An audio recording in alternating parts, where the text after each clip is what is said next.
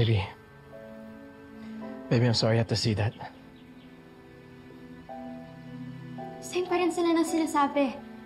Ongoing case, no witnesses, no solid evidence, no new leads. Makikita pa rin kaya nila yung suspect? They're not even sure if si Carolina Astog pa talaga yung pumatay kay Mom. Baby, that's the only name we've ever had. Okay? Pero hanggang ngayon, kahit anino niya, wala. And I still miss Mom. Every single day. Sa mga nangyayari recently, I keep wondering if makakahanap pa talaga ako ng answers, justice, peace.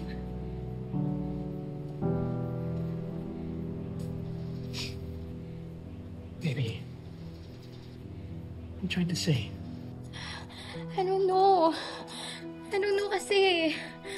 When I thought we had something, someone, si Tita Lorena, she gave us hope. I thought magiging okay na yung lahat. Bigla na lang siya nawala. We didn't even get a closure for Mom. Ano, pati si Tita Lorena na rin? Parehas lang pala sila ni Mom. Wala na rin siya. She left us alone. It's okay. Breathe, breathe. Just breathe.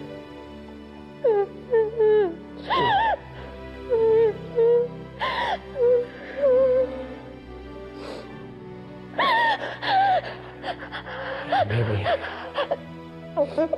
masyado na tayo umaasa sa mga bagay na hindi na mangyayari. Sa mga taong hindi na babalik.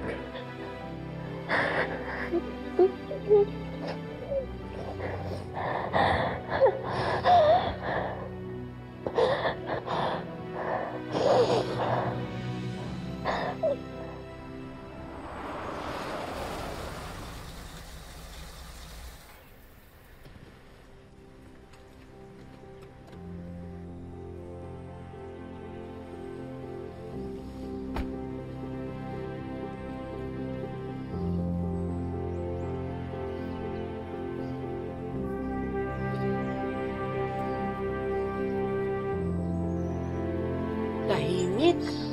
Mahalaman. O ano?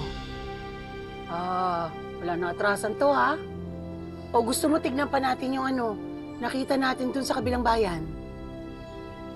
Dito na tayo, Manang. Dito natin ituloy ang negosyo.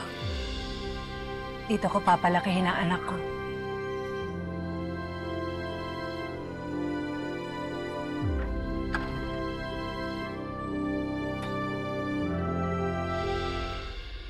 So, Dad, saan po yung first stop po ng Pearl expansion? Singapore first. And Dubai. Sana ma-close lahat ng deals. Sigurado ko bang sasama ka sa akin? Of course, Dad. Sure na po to. May homeschool naman. And we need to take a break from all of this.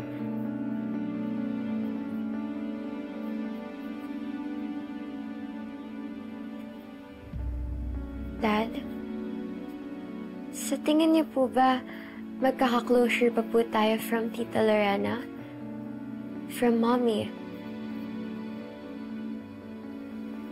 Hindi ko alam.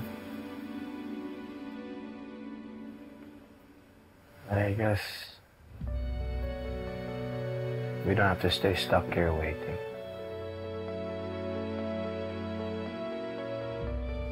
Pero, babalik pa naman po tayo dito, right? Pag malakas na tayo.